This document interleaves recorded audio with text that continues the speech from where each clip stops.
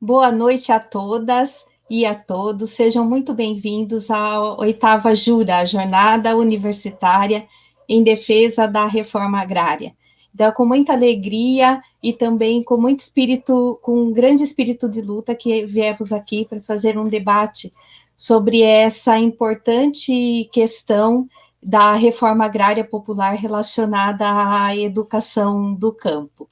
Então, para esse nosso evento, eu vou iniciar chamando o meu colega de mediação, o professor William Simões, da Universidade Federal da Fronteira Sul. Olá, Boa noite, William.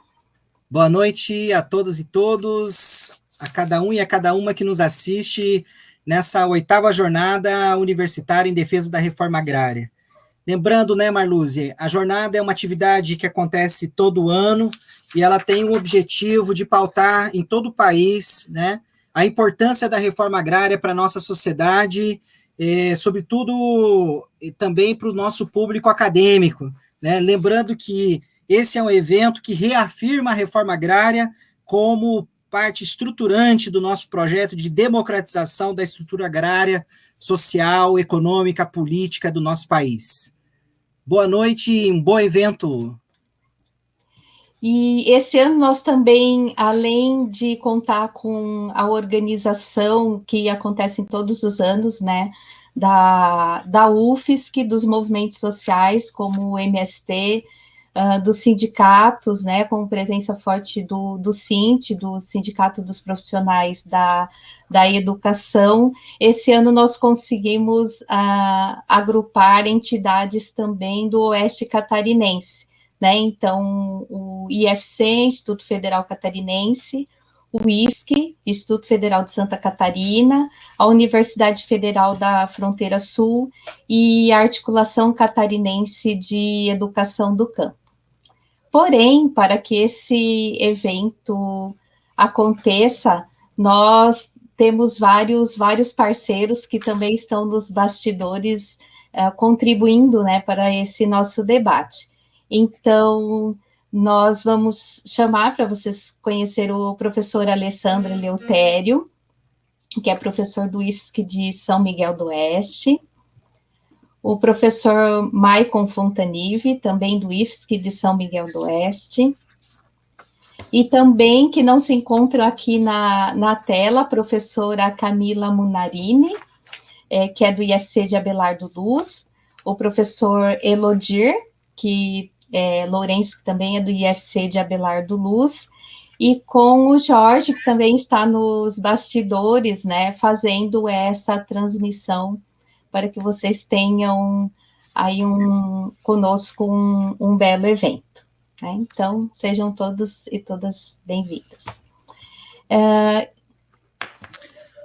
Então, agora, para iniciar o nosso evento, nós vamos conversar com a professora Graziela Del Mônaco, que é uma das organizadoras da Jura Estadual e já organizou várias edições, né, em que nós participamos juntos, e ela vai contar para a gente um pouco a história da Jura aqui em Santa Catarina, né, no Brasil, porque esse é um evento nacional, mas também nas ações aqui de Santa Catarina. Então, muito obrigada, Graziela, seja bem-vinda ao nosso evento. Boa noite, Marluce, William, uma satisfação estar aqui com vocês, né, tão longe, tão perto, né, esse momento da pandemia aí nos possibilita, né, fazer essas redes, né, talvez seja isso, penso que seja isso que tem nos fortalecido aí, enquanto movimento também de educação do campo aqui no estado de Santa Catarina, né, a gente insistir, né, e persistir na luta e isso nos mantém mais unidos ainda, né? Então, hoje eu vim com a missão, aqui a tarefa, né, de representar a Universidade Federal de Santa Catarina, fazer essa saudação inicial para essa abertura da oitava Jura, Uma satisfação muito grande a gente poder fazer, então, esse ano, de forma tão articulada com o IFC, com a Fronteira Sul, também com a FURB, né? A gente tem uma história na UFSC de desenvolver, junto com diversos grupos, né, que fazem parte e que discutem, né, a reforma agrária dentro da Universidade Federal de Santa Catarina, também com a UDESC, né, fizemos já juras aí ao longo desses 8 anos, de diversas maneiras, né, os 2 últimos anos agora de forma remota. O ano passado a gente estava planejando uma jura, ao meu ver, que ia ser incrível, que era junto com a Feira da Reforma Agrária, né, que aí a pandemia adiou os nossos planos, né, a gente vai fazer isso ainda, vai acontecer. Mas eu queria retomar um pouco uma jura que a gente fez, que principalmente que o GECA, que é o Grupo de Estudo e Pesquisa de Educação do Campo e Agroecologia, a qual eu faço parte, também estou aqui representando, né, e que a gente fez junto com o TNT, com vários grupos da UFSC, que a gente fez um evento uma jura muito bonita em 2018, né, que culminou aí com uma audiência pública que realizamos junto aí com a Fronteira Sul, com todos os companheiros e as companheiras do Oeste Catarinense também. Aí eu aproveito, eu ia falar isso no início, né, mas eu aproveito para falar agora, né, que hoje é um dia de muita alegria mesmo, né, além da abertura da jura, né, nós tivemos à tarde, né, o lançamento do Núcleo de Educação do Campo da Secretaria de Educação aqui de Santa Catarina, e é um marco muito importante, né, do movimento de educação do campo, e hoje, então, é um dia para a gente celebrar, né, isso. O William estava aí de tarde, a Marluz também, né, foi um momento muito importante, né, que vai marcar aí para fortalecimento da educação do campo, certamente, em Santa Catarina, né. Bom, aí, acho que para eu não ficar prolongando muito a minha fala aqui, eu acho que vale a pena, né, quando a gente fala da jura, a gente pensar em algumas coisas, né, eu estava com as minhas companheiras de JECA, assim, o que a gente não pode esquecer jamais, que a gente tem que sempre lembrar quando a gente fala da jura, né, então, a gente já foi falado, né, assim, que a gente não pode esquecer do massacre do Eldorado de Carajás, que esse ano completa 25 anos, né, uma questão que é muito importante, que a gente tem que pensar e talvez traz para a gente a jura com essa força que a gente tem, né, o Pronera, e acho que em números a gente precisa sempre lembrar esse programa que está, né, ameaçado aí, né, se extinguindo, né, nesse desgoverno que a gente está vivendo, né, então, olha, dados aí que a gente tem a partir do FONEC, né, que o Pronera formou de 98 a 2011,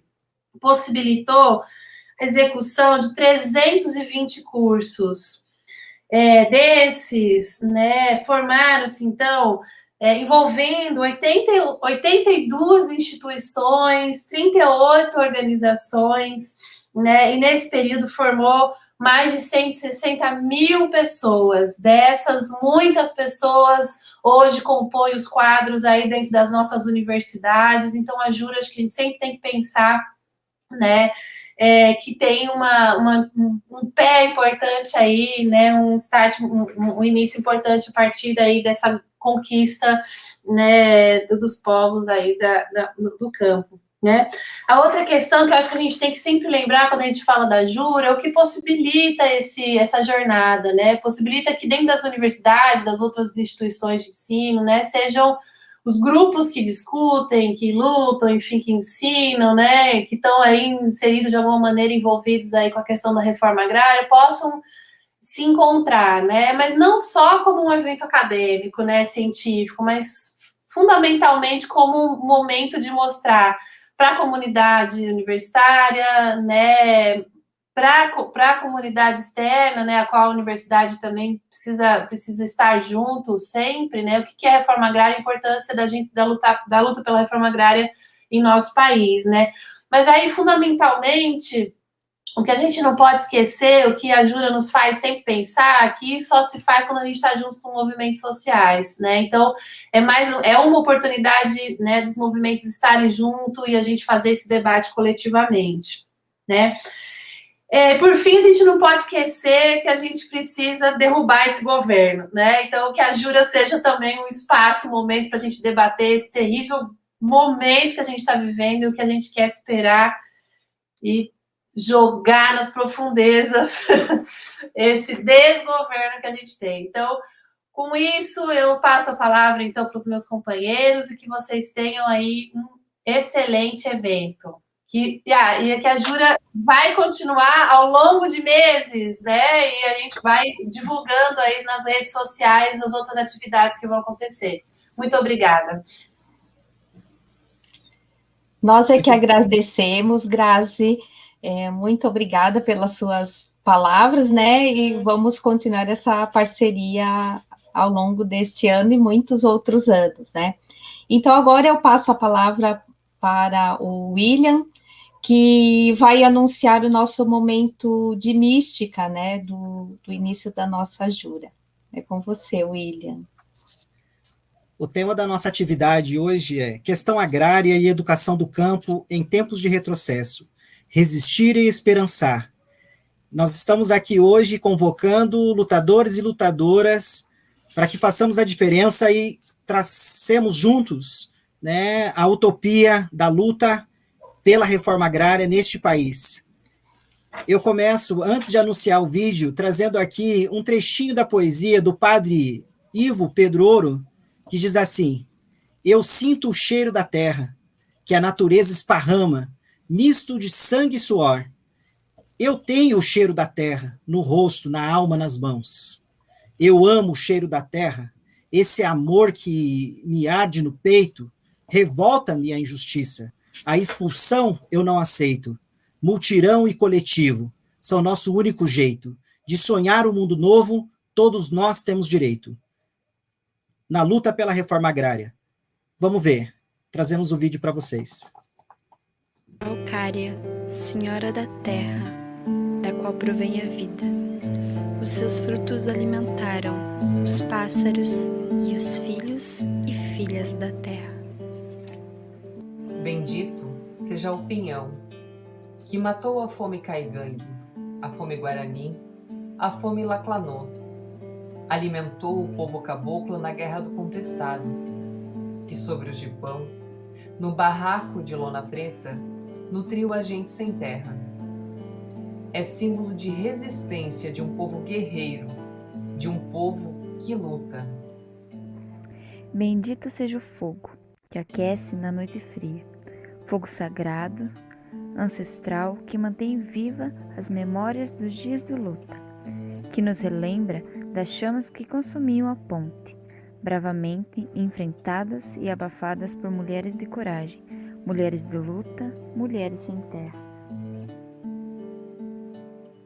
Foi dia 25 de maio que nós ocupamos a área em Abelardo Luz, se organizamos um tempinho antes, né, como é que nós ia fazer, e chegamos na fazenda a 1h30 da madrugada com o caminhão, com essas famílias que estão aqui junto comigo, e passamos a ponte, subimos na fazenda e encontramos os pistoleiros na fazenda.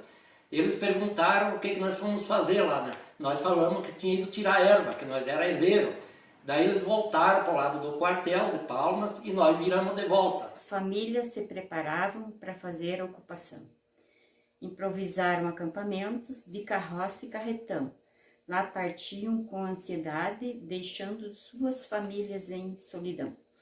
Partimos tarde da noite, numa grande multidão. Haviam vários caminhões para fazer a ocupação. Chegamos perto da ponte, de longe o avistamos. Fogo no meio da ponte, tão rápido desembarcamos. Pegamos uns ramos verdes e o fogo apagamos. Viemos lá, tinha aquele fogo na ponte com sabugo, óleo, diesel, e daí nós estava todo mundo com medo de passar a ponte, porque tinha uma bomba que ia estourar, ia cair a ponte, e todo mundo ia morrer. E eu ainda quase caí no rio lá, se não era, os meus companheiros me seguraram, eu tinha caído dentro do rio, tirando vassoura para apagar o fogo. Mas era um fogo enorme, e daí nós não sabíamos se cruzava, voltava, o que nós fizemos? Continuemos, cruzemos, pulemos em 4, 5 companheiras, eu e a Loirito Rossi, o Lindo Sudate, Pedro, meu irmão, Cruzemos ali, apagamos aquele fogo, quase que caímos dentro do rio. Se queimamos todos os pés, fiquemos muitos dias com os pés queimados, mas atravessamos a ponte. Atravessamos a ponte, encostamos o nosso caminhão do outro lado, daí foram passando caminhão, até que chegamos no local onde nós íamos. A gente passou e fizemos sinal para os caminhões virem, né? E foi isso que foi feito. Então, foi apagado o fogo e passado. Aí o povo já começou a tirar as madeiras, né? Para fazer os barracos. O povo era bem unido, né? Bem organizado. Teve gente que chegou lá e se ajoelhou na terra, né? E ergueu as mãos e agradeceu, né?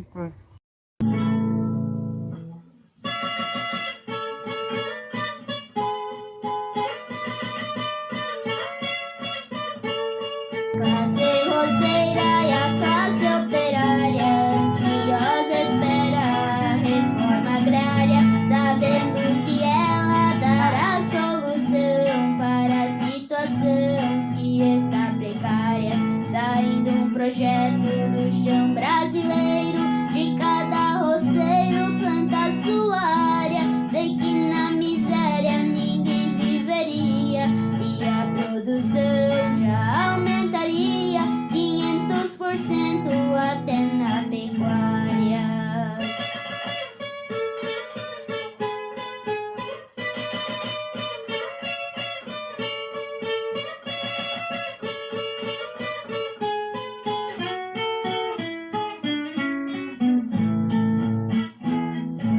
Esta grande crise que há tempo surgiu, maltrata o caboclo, ferindo seu brio. Dentro de um país rico e altaneiro, morrem brasileiros de fome e de frio. Em nossas manchetes ricas em imóveis, milhões de automóveis já se produziu, enquanto o coitado do pobre operário vive apertado, ganhando um salário que sobe depois que tudo subiu.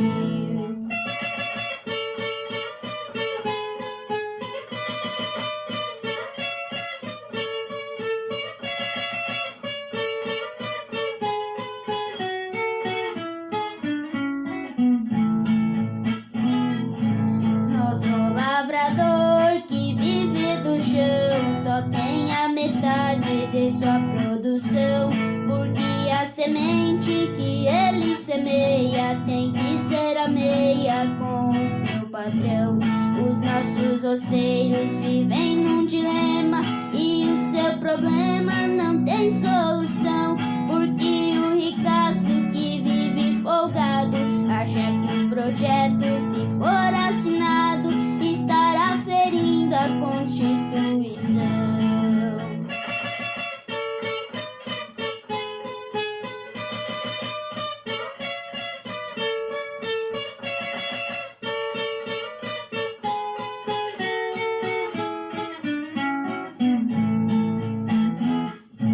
A grande esperança que o povo conduz, pedindo a Jesus pela oração, pra guiar o pobre por onde ele trilha e cada família não faltar o pão.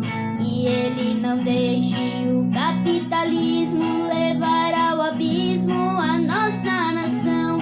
A desigualdade que existe é tamanha, enquanto o ricaço não sabe o que ganha, o pobre do pobre vive de tostão.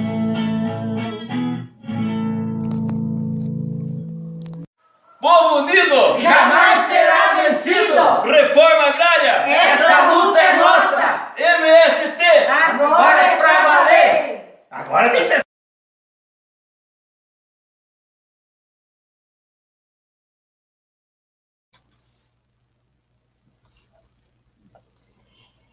Agora nós vamos seguir para a nossa conversa, né, depois desse vídeo tão emocionante, né, mostrando a luta do MST aqui no nosso estado. Inclusive, gostaria de ressaltar que nós fizemos a abertura da Jura nesta semana, porque dia 25 de maio foi aniversário, né, do MST e da primeira ocupação de terra de Santa Catarina.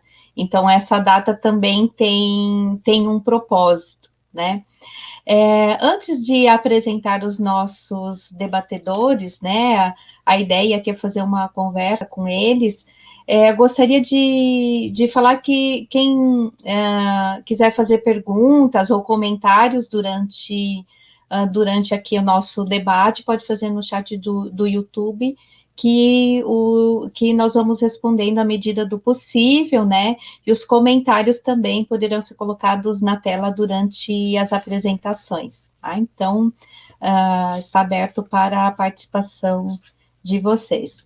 Então, agora, eu vou apresentar o professor Ricardo Scopel Velho, que é sociólogo, doutor em educação pela UFSC, é professor da área de sociologia do IFC de Rio do Sul, né, trabalhou num período junto comigo, né, tive o prazer de trabalhar com ele, de dividirmos aí nossas árduas tarefas no IFC de Abelardo Luz, né, com dessa perspectiva de trabalhar a educação do campo dentro de uma área de assentamentos de reforma agrária, né? Então, daqui a pouquinho ele vai falar um pouco com a gente. Olá, e eu vou apresentar nossa segunda convidada, a professora Edilaine Aparecida Vieira, que é assentada da Reforma Agrária, doutora em Educação pela Universidade Federal do Paraná, é professora e já foi diretora da Escola de Educação Básica Paulo Freire, lá no assentamento José Maria, em Abelardo Luz, Santa Catarina. Seja bem-vinda, Edilaine, que você esteja conosco hoje aqui, contribuindo com esse debate, a gente vai aproveitar bastante. Então, agora nós podemos encaminhar a fala do professor Ricardo, né, para o início do nosso debate, e depois a gente retoma com a professora Edilaine. Boa noite, companheirada. Estou muito feliz, muito honrado pelo convite que me foi feito para participar desse espaço de debate, de troca, de conversa hoje. Momento de embalar as crianças, os nenéns, aí os filhos das ocupações, né? De quem já nasceu na luta aí, seja antes da pandemia, seja depois. E falo isso porque ao ver o vídeo inicial, a gente reconhece muita gente aí, né? Eu tenho certeza que quem está nos assistindo viu vários conhecidos, alguns se viram nesses lugarzinhos, tem gente que era nenenzinho igual esse que está no colo do William agora nessas ocupações, e hoje está aí com graduação, mestrado, doutorado, dando aula, alguns estudando, alguns se espalhando pelo mundo aí na construção da nossa revolução. Alguém falava aqui já nos nossos comentários, né, que debater a questão agrária no Brasil, debater a questão da educação no Brasil numa perspectiva crítica, necessariamente se impõe a esses a compreensão de como acontecem as transformações sociais. E a sociologia, né, Marluz, a gente chama isso de revolução, revoluções. Antigamente se falava mais, hoje em dia as pessoas usam outros termos, usam outras mediações, mas no fundo, do ponto de vista histórico, é necessário retomar e calibrar para o uso de quem está na luta pela educação e pela reforma agrária o conceito, a categoria de revolução. Muitos de nós chegamos a ter um certo receio de usar a palavra, porque, como alguns aqui bem sabem, né, a gente sofre perseguições, alguns de nós foram assassinados, alguns de nós, grande parte de quem eu vi aqui na lista que está comentando, tem 1, 2, 3, 4 processos por lutar pelo direito da classe trabalhadora. Então, vejam que interessante nós sofrermos as repressões do Estado, as repressões de uma sociedade que prioriza a vida do capital à vida humana. Então, esse jura, como falava a Grazi, ele não se dá num espaço histórico-temporal comum. Nós passamos por um momento, como diz o tema da jornada, de retrocessos. E é preciso ser muito realista, é preciso ter os pés muito fincados no chão para a gente entender que esse contexto ele nos impõe uma série de desafios. E o primeiro deles é compreender a profundidade desse tempo histórico que a gente vive, a profundidade do problema, a profundidade do retrocesso. Porque falar apenas retrocesso é quase que um lugar comum para a classe trabalhadora. Desde que o capitalismo é capitalismo, o trabalhador vive em retrocesso, porque todos os dias o trabalhador tem que vender sua força de trabalho, tem que produzir alguma mercadoria, vender alguma mercadoria ou se vender enquanto mercadoria para sobreviver. Então, dentro do sistema capitalista, a vida do trabalhador é produzir a sua morte enquanto ser humano para produzir a vida do sistema, a vida do capital. E aí, quando a gente fala de educação, uma primeira abordagem é separá-la, e aí eu vou tematizar, inclusive, provocações para a gente poder conversar um pouco e para a gente poder usar isso depois nos espaços onde todos estamos inseridos. A educação é um processo muito mais amplo do que a escolarização. A educação é um processo humano de constituição e produção deste indivíduo social, certo? Pode parecer estranho para alguns, né? Mas a produção de um indivíduo social, o individualismo que o liberalismo vende, ele tem 150, 200 anos e ele é produto histórico das próprias relações burguesas e mercantis. O indivíduo, enquanto espécie, não existe. A gente necessariamente precisa ter relações com outros seres para produzir socialmente a nossa vida. Isso implica, portanto, entender relações comuns de produção. E para ter essas relações comuns é preciso haver educação, é preciso haver trocas de atividades de uns humanos com os outros para que aconteça a aprendizagem. Ou seja, por meio do trabalho, nós transformamos a natureza, produzimos materialmente a nossa existência e para que isso se reproduza, essas relações, é preciso ter a educação, é preciso que esses seres se apropriem primeiro materialmente da natureza e, ao fazer isso, se apropriem de conceitos, de categorias, de linguagem que viabilize uma perenização dessas relações de produção. E isso acontece desde que o ser humano é ser humano. Então, a educação é esse processo amplo de constituição de cada ser no ser humano. Outra coisa distinta dessa é a escolarização. A escola como uma instituição que muitas vezes nasceu apartada da vida social. Desde muito tempo, século IV, V antes da era cristã, já existiam escolas, mas elas exatamente eram instituições da elite, eram instituições de aprendizado, da escrita e da leitura, que era só para alguns da sociedade, não era para sua totalidade. A universalização da instituição escolar, ela é muito recente. Ela também tem coisa de 2 ou 3 séculos, e ela já é fruto de uma esperança iluminista de transformar todos os indivíduos, agora já assim esse indivíduo social moderno, em cidadãos. Ou seja, que todos teriam direitos, que todos teriam liberdade, que todos teriam igualdade.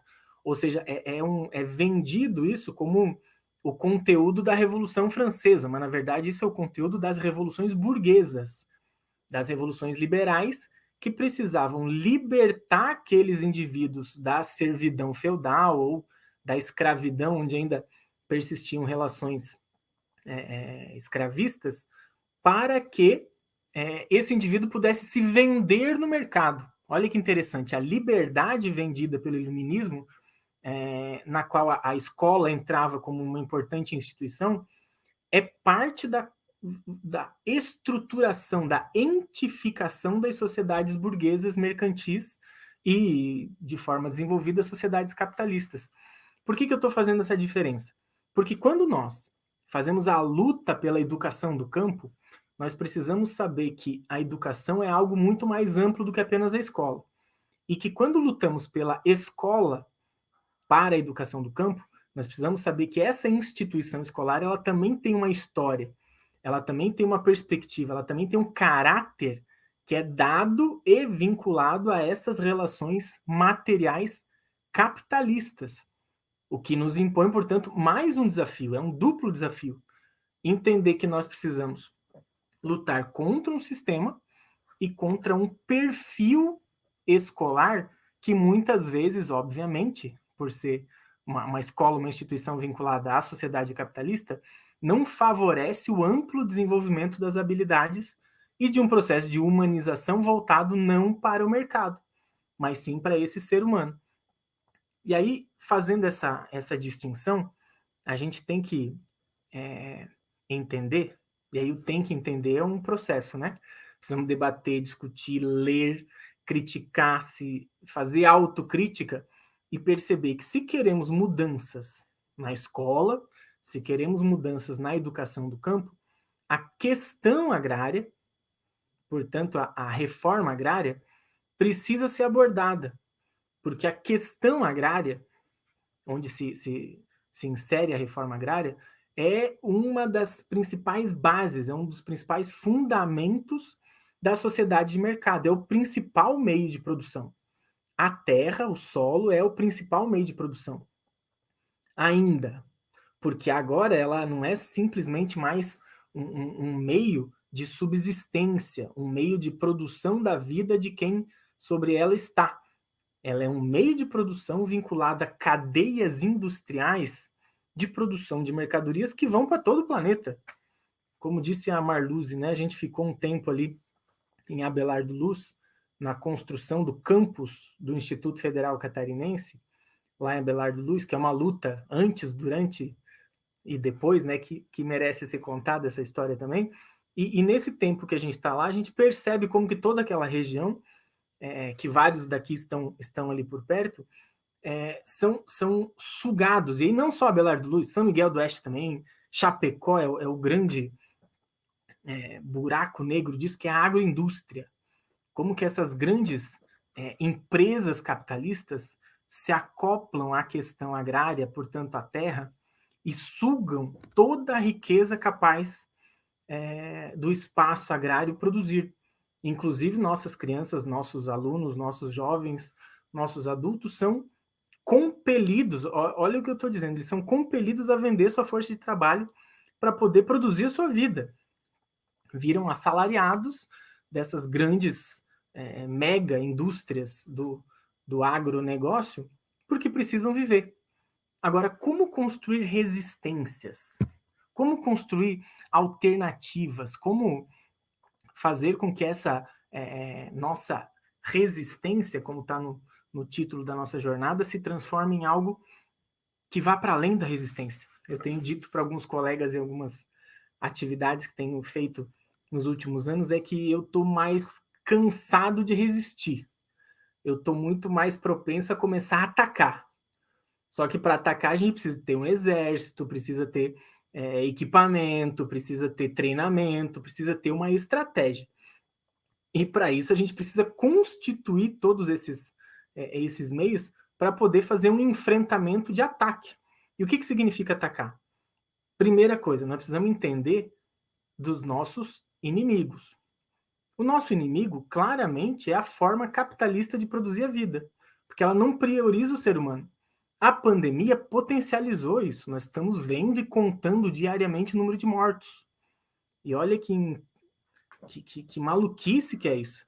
Vários de nós já cansaram de contar os mortos. Parece que a gente só está esperando chegar no 500 mil agora para poder contar de novo. Acabou de passar o 400, quando deu 100, ficou todo mundo apavorado, agora a gente vai esperar chegar no 500, e depois nós vamos esperar chegar no 1 milhão. Mas todo dia, 1.000, 2.000, 3.000, segundo os dados mais realistas, mais de 4.000 mortos por dia. E nós parece que naturalizamos, e não é por uma questão de vontade. Não vou mais olhar isso.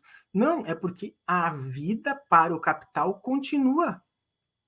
a vida para o capital continua. E para o trabalhador também, ele precisa vender sua força de trabalho, ele precisa sair às ruas, ele precisa pegar o ônibus, ele precisa pegar o metrô, ele precisa ir de bicicleta, de moto, porque senão ele não vai ter o salário no final do mês para poder comprar os seus meios de subsistência.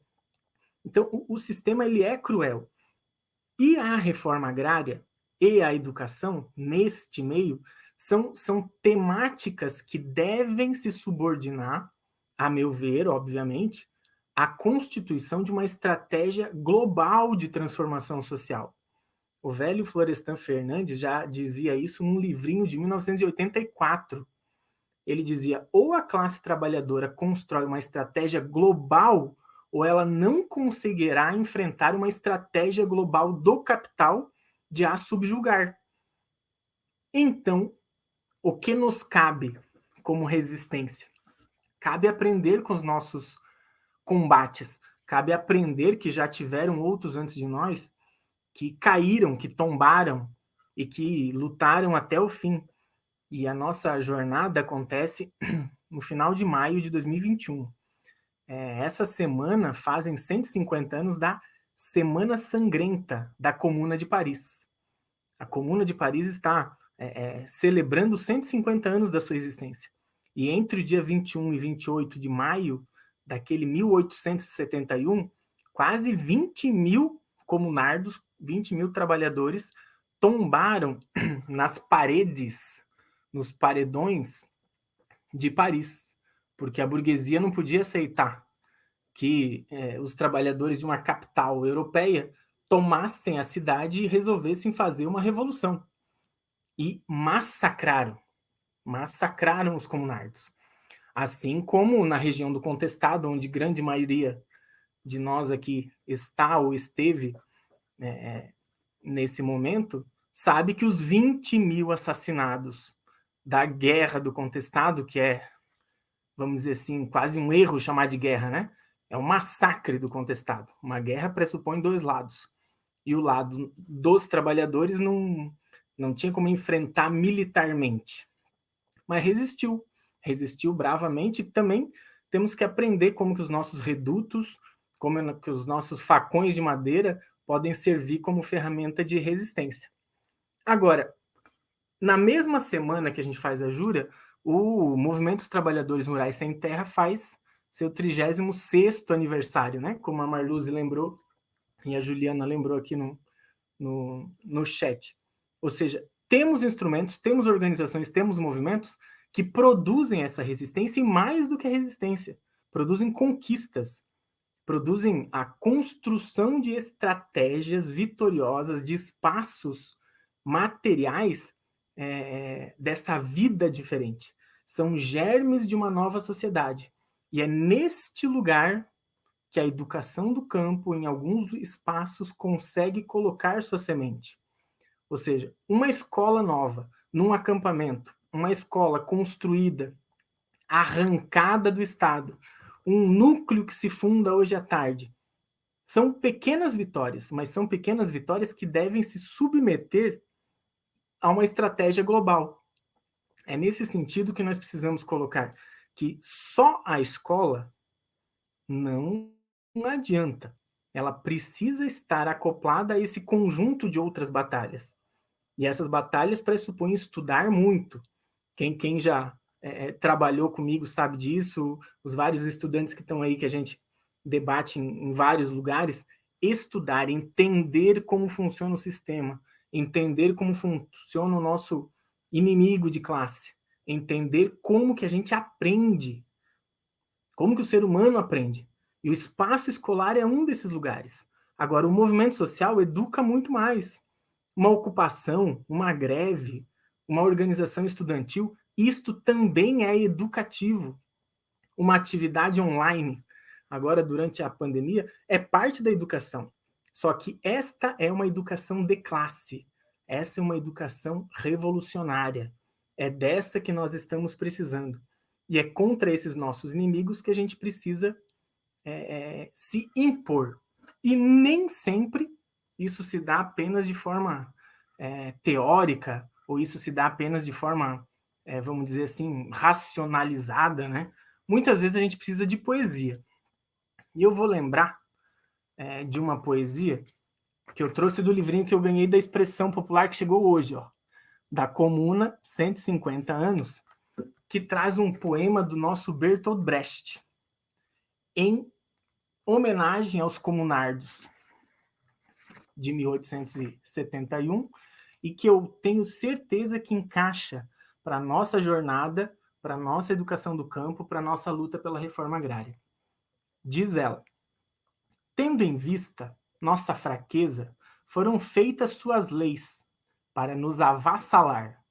As leis não mais serão aceitas, visto que a vida de vassalo não dá para aturar.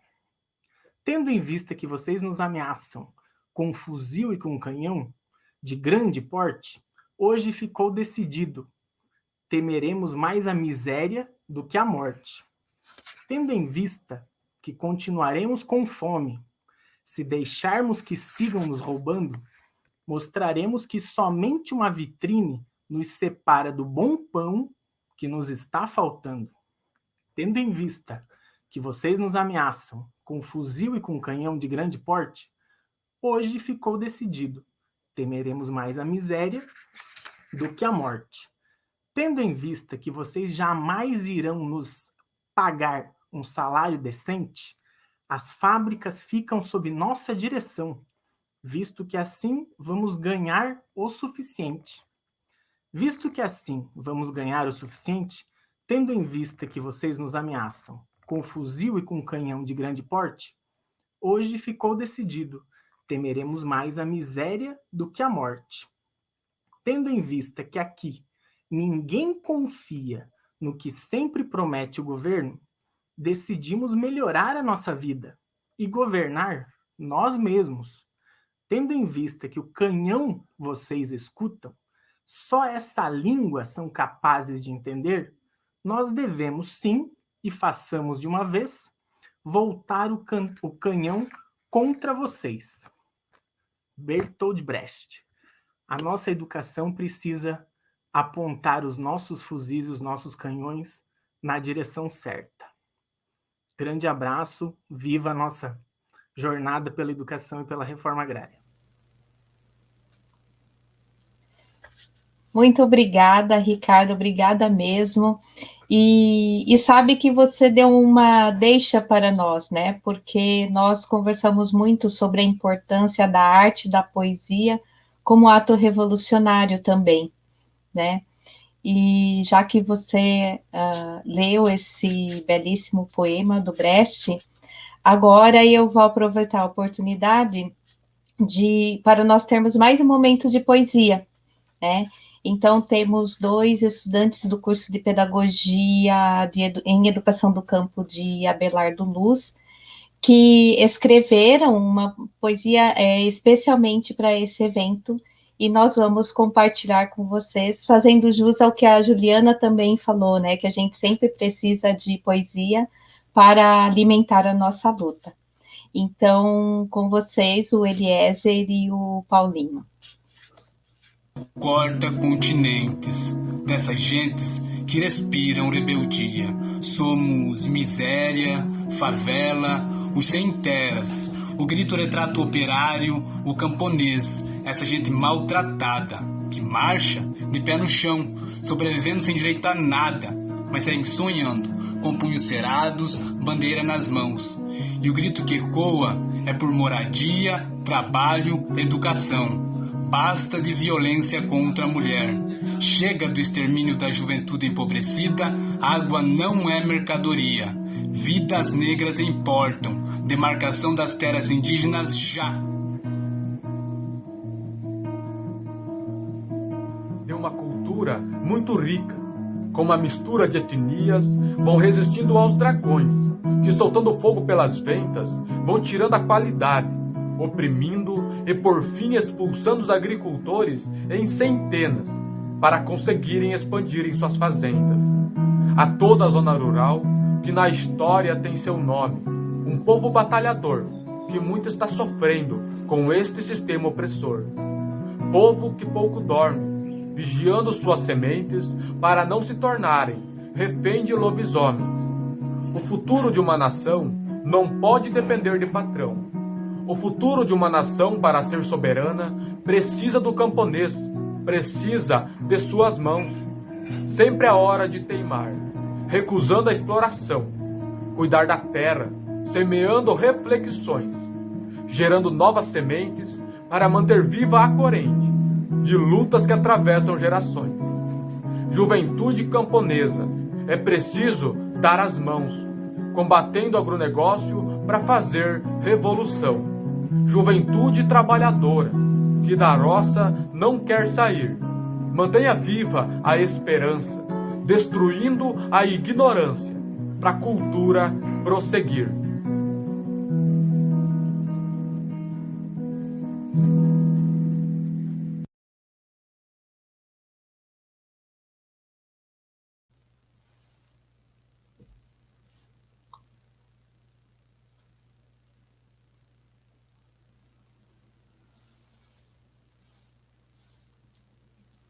Acho que teu microfone está fechado, William. Foi. Hoje eu estou só me atrapalhando. Inclusive, o pessoal estava comentando aqui que eu estava cuidando da minha neném, e daí, bem na hora, ela acordou, eu tive que pegar no colo. Mas tranquilo, isso também faz parte da nossa jornada, né? Isso é o que nos humaniza, né? Nos faz ser quem somos. Bom, gente, a gente assim, agradecer imensamente aqui, o Ricardo já fez uma primeira explanação, daqui a pouco nós temos aí também muitas observações, comentários aqui no chat, né? A Natasha, Ricardo, já está deixando para você aí uma pergunta, então, enquanto depois a gente vai chamar aqui a Edilane, você já vai pensando aí, ela pergunta assim para você, né? Ricardo, você falou da importância da educação de forma mais geral para uma formação humana crítica, e a escola, ela tem contribuições a dar na direção da emancipação? Então já vai pensando aí, daqui a pouco você volta conosco. E eu vou chamar agora de imediato, trazendo também algumas palavras do nosso grande pensador e patrono da educação brasileira, professor Paulo Freire, né? Quero chamar a nossa convidada, também trazendo um pouquinho do Paulo Freire. Paulo Freire nos dizia lá na obra A Sombra dessa Mangueira, né? Ele dizia assim: reconheço a realidade, reconheço os obstáculos, mas me recuso a acomodar-me em silêncio ou simplesmente virar o eco macio, envergonhado ou cínico do discurso dominante, né? Em lugar da posição fatalista que nos imobiliza, propõe um crítico otimismo que nos engaja na luta por um saber que a serviço dos explorados se acha à altura do tempo. Se estamos em tempo de luta, vamos nos colocar à altura deste tempo. E aí que eu apresento, então, a Edilane. Edilane, seja muito bem-vinda. Vou te dar aí o tempo para você também explanar, né, a partir dos seus conhecimentos, das suas experiências aí na educação do campo. Nosso tema é resistir e esperançar. Então, boa noite a todos e a todas. Acho que saudar, né, a todos os professores da educação básica que estão presentes nesse evento, as universidades, os institutos federais, os acadêmicos, né, os militantes dos movimentos sociais, Abelardo Luz, que está em peso, pelo que eu tenho acompanhado ali no chat. Também, assim, a todos aqueles que estão envolvidos, né, nessa semana universitária, né, em defesa da reforma agrária. Então, acho que agradecer o convite, né, por estar nesse espaço que, para nós, é de grande importância, né, e dialogar com os companheiros aí, históricos nessa luta pelo movimento Educação do Campo. E especialmente nessa semana, né, que é os nossos 36 anos do Movimento Sem Terra. Então, é com uma grande alegria que eu participo desse evento, né, e espero, de alguma forma, aí, contribuir com a discussão. Então, para começar, eu também trago Paulo Freire, William, no sentido de dizer, né, que não é na resignação, mas na rebeldia em face da injustiça que nos firmamos. Então, nós, né, dos movimentos sociais populares do campo, e falo especialmente dos movimentos sociais de forma geral, né, mas especialmente dos movimentos sociais do campo, e falo a partir do Movimento Sem Terra, acho que a gente sempre teve, né, em alerta, denunciando injustiças, lutando, né, por direitos subjetivos do ser humano, né, educação, saúde, quer dizer, mas, e na atualidade, o que a gente presencia esses constantes movimentos que estão sendo ditos desde o começo, da primeira fala da Graziella, no sentido dos movimentos de retrocesso da educação pública, né? Então, esse desfinanciamento da educação, o descaso com a escola a escola e os seus sujeitos, com a formação de professores, enfim, com essa maré de retrocessos que vem com toda a força. Então, quer dizer, esse desfinanciamento que também atinge a gente, para falar do Proner, né, como um movimento que ele uma importante ferramenta de luta, na verdade, nesse sentido da formação dos sujeitos do campo, desde a educação de jovens e adultos, os cursos de graduação, pós-graduação, e a gente tem presenciado tudo o que tem acontecido nesse movimento, né, de retrocesso mesmo, de lutas que a gente já tinha, quer dizer, para dizer que a luta continua. Então, e nesse momento, talvez apontar aqui a questão, essa crise, né, a crise sanitária que chegou com a Covid, claro, mas ela só fez aflorar essas outras crises que já estavam em pauta, quer dizer, ao mesmo tempo que a Covid, ela vai revelar esse grito do nosso planeta contra a destruição, né, provocada por esse sistema capitalista, né, que, como fala o Ricardo, né, quer dizer, sistema perverso, né, no sentido de que tem gerado graves processos de exclusão, né? E que na educação isso fica bastante evidente, e podemos perceber esse descaso do Estado das escolas, né, de forma geral, mas especialmente nas escolas do campo, né, que historicamente já estavam isoladas, a gente pode dizer assim, do ponto de vista do acesso, né, ao Estado, às políticas do Estado, mas a pandemia ela fez aflorar, né, escancarar todas essas questões ali. E só para a gente exemplificar, né, a questão ali, o Fórum Nacional de Educação do Campo, a FONEC, no estudo que fez, né, o índice mais alto, só para a gente pensar o que é a educação do campo e como que a gente está à margem, né, desse processo, especialmente nesse momento de pandemia. Quer dizer, o índice mais alto, então, do acesso à internet, né, nas regiões rurais do nosso país é 25%. Internet via rádio, com média 2 megabytes por segundo, quer dizer, uma situação que inviabiliza qualquer tipo de ensino remoto, que é o que está sendo colocado a goela abaixo, né? E claro, considerando o tempo de pandemia, mas enfim, quer dizer, há um processo de exclusão, né, escancarado nesse sentido. Então, precisamos continuar lutando nesse processo, acho que essa que é a questão. E destaca-se, então, em todo esse contexto, né, não só de agora, mas desde os últimos 30 anos, o movimento por educação do campo, que vem assumindo esse lugar de denúncia, né, articulando lutas em defesa ao direito à educação pública de qualidade. E quando a gente fala, né, em qualidade, a gente gostaria de até trazer, né, o Luiz Carlos de Freitas, ele vai dizer, olha, na atualidade, o empresariado da educação, que vem nessa onda do neoliberalismo da educação, ele tem utilizado o termo, né, qualidade relacionada apenas a índices, quer dizer, as notas, os testes, essas avaliações em grandes escalas, por exemplificar a Provinha Brasil, né, como um exemplo de qualidade. Então, escancarado aí faixas na frente das escolas para dizer que essa escola é de qualidade. Então, o que trazemos aqui enquanto movimento por educação do campo, movimento por uma educação progressista, quer dizer, a importância de discutir essa educação em seu sentido amplo, né, que diz respeito à formação humana, né, nas suas múltiplas dimensões, e não apenas do conhecimento elementar de matemática, português, que é o que tem sido enfatizado, e mais recente, a questão da língua inglesa, né, que tem sido enfatizado aí na BNCC, e na reforma do ensino médio, então isso tem ficado assim bastante agressivo, se a gente pensar assim do ponto de vista educacional. E esse paradigma de educação do campo, que tem lá suas origens nos movimentos sociais, desde a década de 90, vem buscando ampliar essas discussões, né, para o conjunto dos sujeitos, né, do campo, articulados aí em movimentos sociais, articulando também a universidade, a escola, tentando passar também para a sociedade esse grande movimento em defesa da educação do campo. Então, em um processo que talvez, assim, que a gente sabe que ele teve avanço significativo no sentido de pressionar e conquistar políticas públicas, né, nesse campo do direito, hoje mesmo, né, esse movimento que está sendo construído no estado de Santa Catarina vai colocar em pauta a educação do campo, mais do que já está, então a gente espera, né, com positividade, né, a gente olha com positividade para esse momento. Então, quer dizer, no sentido de garantir, acho que a nossa grande luta, né, garantir que esses sujeitos que estão no campo, eles tenham o direito à escola no lugar onde eles moram, né, e que essa escola seja lá do campo, mas ela seja também, né, do campo.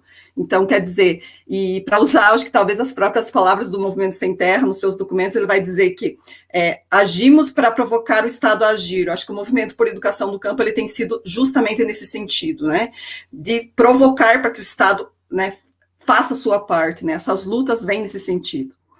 E talvez assim, especialmente nos últimos períodos, né, o papel desse grande movimento ele tem sido fundamental nos processos de luta, contribuindo significativamente contra o fechamento de escola, denunciando, mobilizando a sociedade frente a essas ações que são criminosas. E como exemplo a gente teve, né, poucos dias aí a questão da escola quilombola de Campos Novos, que todo mundo acompanhou, a catástrofe que esse Estado faz, né, desconsidera o sujeito, né, então quer dizer como que a importância desse movimento, então, pela educação do campo tem mobilizado junto à sociedade, né. E acho que para falar também do ponto de vista político-pedagógico, né, a educação do campo, ela defende, sim, essa vinculação da escola com o trabalho do campo, com o modelo da agricultura camponesa, com a agroecologia, né, e está, sem desconsiderar e considerando, acho que firmar essa questão, a questão da luta social, a cultura, os processos de produção e reprodução da vida, né, falando especialmente aí a partir das escolas do campo e das áreas de reforma agrária do MST, as quais eu tenho vinculação, professora já há 20 anos dessas escolas, o esforço ele é pela transformação dessa escola tradicional, propondo, então, uma outra forma, uma outra cultura, né, escolar, organizando aí o trabalho pedagógico sobre os princípios da auto-organização, né, do trabalho como princípio educativo, né, da educação relacionada à realidade e à atualidade, com base aí também na questão da pedagogia e da didática socialista, né, que prima aí pelo diálogo com as questões que são do nosso tempo histórico. Então, essas questões, elas não são fáceis, né, elas ocorrem em meio a tensões, conflitos, e defender uma educação que seja transformadora, ela preocupada com essa formação integral do sujeito, ela não tem sido visto com bons olhos nunca, né, pela classe burguesa. Então, a gente é uma ameaça nesse sentido. Então, as instituições que se alinham, né, a uma proposta mais progressista acabam sendo perseguidas, né, e vivem constantes momentos aí de tensões, sejam escolas de educação básica, desde a educação infantil e ensino médio, e também no ensino superior. A gente tem, né, o exemplo que o Ricardo falou aqui, todo mundo já sabe, né, todos os que estão aqui sabem do processo do Instituto Federal aqui de Abelardo Luz, que são para nós importantes conquistas, né, elas não têm, e isso não tem sido vista com bons olhos, então há um movimento de conflito constante, né, ter um Instituto Federal hoje em área de reforma agrária, ele que é o caso, né, do nosso aqui no Instituto Federal, e que talvez é o único do país, ele tem, e ter outras instituições, por exemplo, a própria Fronteira Sul, né, que tem esse caráter popular, e outras instituições, nessas que estão, das universidades que a gente tem aqui, dos movimentos que acontecem lá no interior dessas universidades e desses institutos, ele gera esses conflitos, né, e é uma ofensiva, né, para a burguesia ter esses espaços de formação em nossas áreas, né, com os nossos sujeitos integrados nesses espaços, seja como acadêmicos, seja como professores. Então, nas escolas e nas universidades, institutos federais, tem sido uma luta constante nesse sentido, né, de garantir, e é um papel nosso enquanto movimento social, tentar garantir para que essas instituições continuem a existir, né, e garantir processos democráticos, por exemplo, porque até isso, né, está sendo colocado em xeque, até isso está sendo, a gente tem acompanhado o que tem acontecido nas nossas universidades aqui, questionado, né, os processos democráticos. Então, acho que ter essas escolas no campo, desde a educação infantil até o ensino superior, ela é uma conquista nossa, dos movimentos sociais, dos movimentos organizados, né, que se articulam com a sociedade, e nós não podemos arredar o pé, né, acho que essa que é o recado, né, para nós, né, é isso que a gente precisa se firmar. Precisamos continuar impedindo, né, que essas escolas sejam fechadas, né, e que, acima de tudo, né, a gente precisa avançar do ponto de vista político-pedagógico e de garantia de uma educação, dessa identidade de classe desses espaços de formação. Temos hoje, né, um conjunto de espaços aí de discussão e articulação, e destaca-se aí, né, a questão do Fórum Nacional de Educação do Campo, o FONEC, né, a SECampo, que é uma parceira nesse evento, a Articulação Sul, enfim, espaços que precisam ser fortalecidos, espaços que representam essa resistência, né, e aí chama atenção, aproveitando o espaço também para a campanha da SECampo, da Escola é Vida na Comunidade, que busca justamente, assim, fortalecer a escola, sua identidade e a permanência dessas escolas no campo. Então, já caminhando aqui para os finalmente, que eu acho que o meu tempo também está dando, mas quer dizer, nós somos resistência, mas nós somos esperança, né? E, portanto, acho que talvez o que eu quero deixar aqui como uma forma de convocatória, inclusive, para nós que estamos nesse evento, sejamos nós professores e o espaço que a gente está atuando, institutos federais, universidades, quer dizer, aproveitando, né, as palavras da Roseli Caldart, que ela vai dizer assim, que as escolas e que esses espaços de formação, eles precisam estar dialogando com as questões do nosso tempo histórico, e que são tantas, né, mas eu queria chamar a atenção aqui para uma das questões que nós, enquanto Movimento Sem Terra, temos conversado, que é a emergência e a construção e consolidação da agroecologia. Então, uma agroecologia que seja ligada, né, essa base camponesa, que é uma tarefa que precisa estar presente nas nossas escolas de educação básica, mas também em outros espaços de formação, nos espaços que a gente está atuando, né? Seja ele movimento social, seja ele lá universidade, porque espalhar essa ideia, construir uma proposta que consiste do diálogo com a vida, né? A agroecologia, ela representa essa questão do diálogo com a vida, né? Então, quer dizer, a gente precisa avançar do ponto de vista de pensar propostas didático-pedagógicas, né? E ela não é uma tarefa dos outros, ela é um compromisso nosso dos movimentos sociais e das escolas do campo. E, porém, né, acho que ela não é uma discussão que precisa e que deve estar fechada na escola do campo, mas sim ela deve espalhar, e talvez seja esse aí, segundo, né, as discussões que a gente tem feito, e a gente sabe, né, do ponto de vista também dos estudos, que a vida tem exigido que a gente avance nesse sentido. Então, poderia ser, inclusive, discutir agroecologia poderia ser esse canal de diálogo aí com a cidade e com a própria sociedade, porque a gente está falando da vida, né? Enfim, então, com isso, eu gostaria de já ir finalizando, né? Com essa provocação, é claro, com o desafio também de juntos continuarmos aí nessas lutas que já estão encampadas, né? A questão da luta contra o fechamento de escola, contra os retrocessos na educação, por uma educação pública de qualidade, pela educação do campo, né, no campo. E aí agradecer mais uma vez esse espaço, né, que é bastante importante, né, de fortalecimento das lutas e dos movimentos sociais e da educação do campo. Acho que é isso. Obrigada pelo espaço.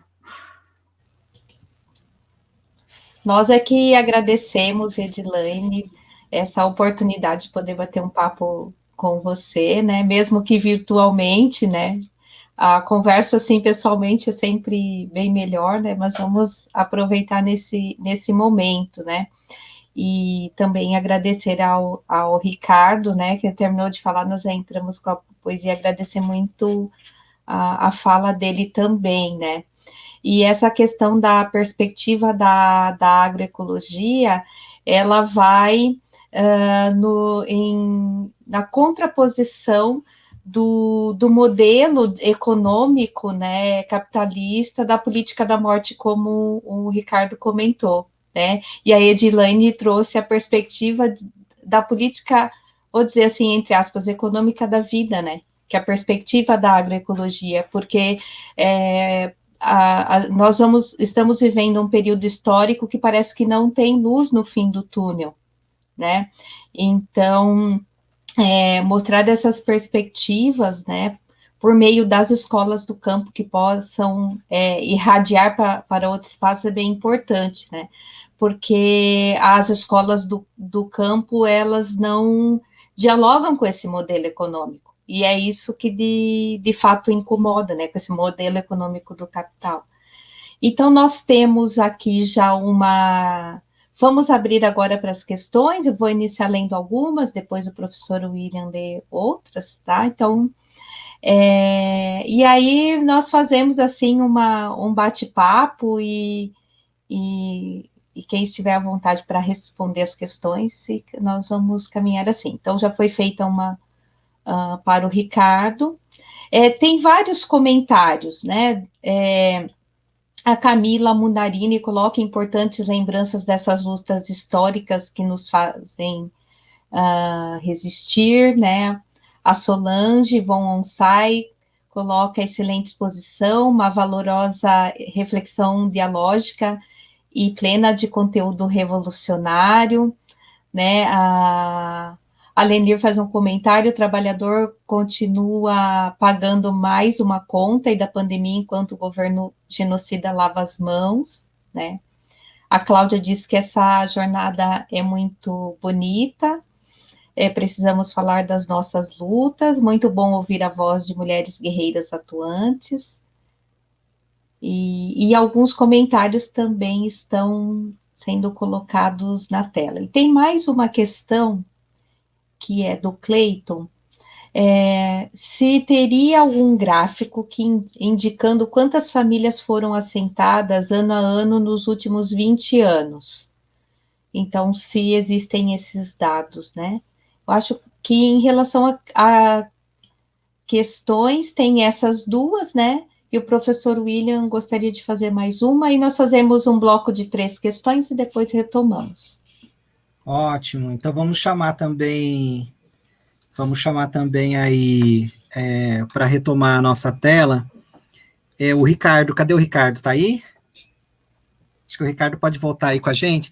Eu acho que é isso, nós quando propusemos esse tema, né, pensar a questão agrária e educação do campo em tempos de retrocesso, tem a ver com essas discussões que nós estamos trazendo aqui, que é um acirramento dessa crise sistêmica, societária e do avanço do capitalismo histórico que destroça o trabalho, as relações sociais, a natureza, e nos submete a uma lógica extremamente perversa, né, exploradora, de amplitude destrutiva, altamente destrutiva e irreformável, né? O Mesáro já dizia, o capitalismo é irreformável, a lógica do capital é irreformável. Então, nós temos que pensar para além dele.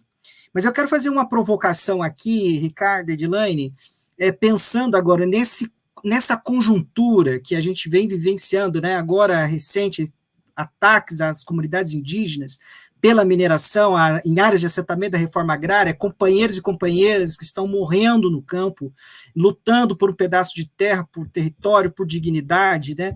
E eu fico pensando aqui, nesse cenário de retrocesso, mas também da gente fazer a luta e buscar nesse esperançar a utopia e a força para a gente poder, então, né, fazer esse embate. Qual é o lugar e o papel da juventude no olhar de vocês? Como é que vocês enxergam a juventude se mobilizando, né, nesse contexto? Então eu deixo essa provocação aí para vocês. Ed, quer começar agora?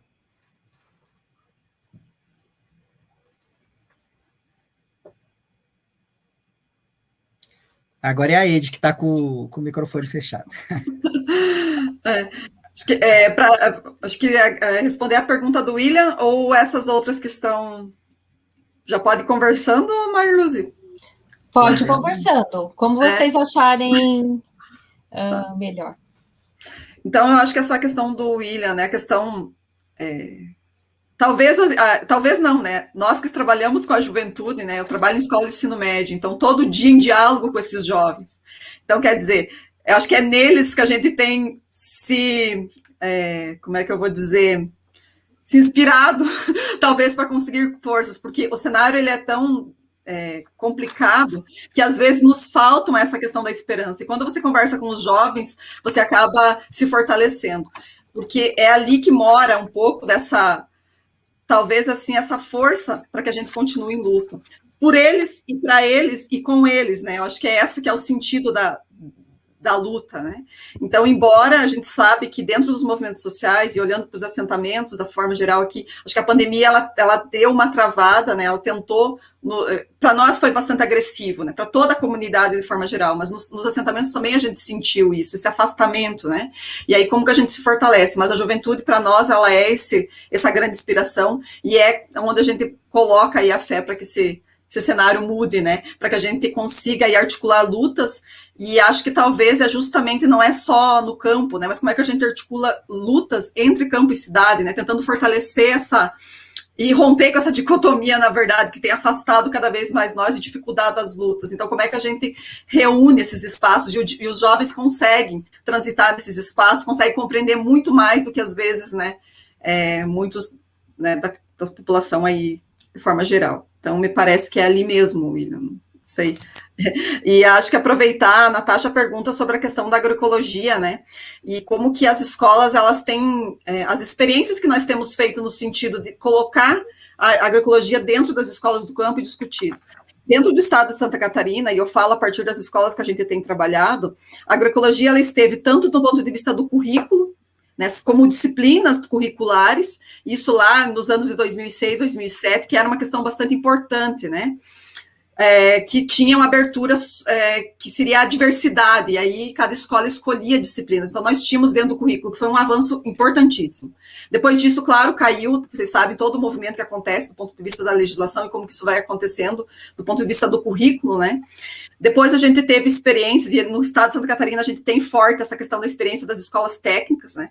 Então, em áreas de assentamentos, tanto em Abelardo Luz, né, a Escola Paulo Freire, que teve a sua história desde 2009, construindo o curso, o Instituto está aqui, o Ricardo, eu olho para ele, eu lembro dele ajudando a gente a construir esse curso técnico em agroecologia, que ele era integrado, uma formação muito... no sentido assim, porque hoje o que a gente percebe, os cursos técnicos do Estado, ele tem pautada a fragmentação, né, e a questão do aligeiramento. Então, naquele período, nós tínhamos um curso técnico de 4 anos, era um curso integrado, então, quer dizer, havia um processo. Fraiburgo também estava nessa mesma lógica, então, as 2 escolas que nós tínhamos em áreas de assentamento estão com foco nisso, né, mas, de forma geral, acho que a agroecologia, ela sempre pairou sobre as escolas, né, seja através de projetos, seja através de outras coisas. Mas, do ponto de vista do currículo, talvez o que a gente teve de mais avançado é essas 2 experiências aí que a gente está colocando, né, nesse sentido. Fraiburgo continua, né, e Abelardo a gente continua mais integrado, né, não mais com curso técnico, porque no caso aqui a gente teve o Instituto Federal e houve nessa transição.